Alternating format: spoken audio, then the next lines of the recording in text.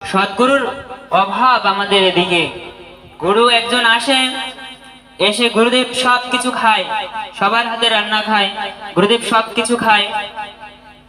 একজন বলছে আমাদের গুরুদেব ভালো, আমাদের গুরুদেবের ভিতর কোনো ভেজাল নেই, যা রান্না করে দেয় তাই খায়।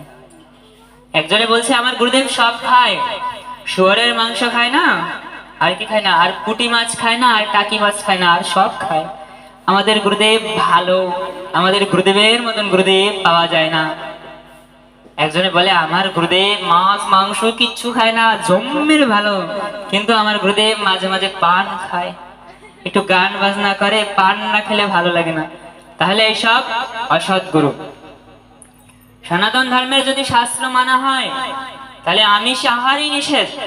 সনাতন ধর্মের কোন শাস্ত্রে আমিষ আহার সম্বন্ধে অনুমতি দেয়া হয়নি।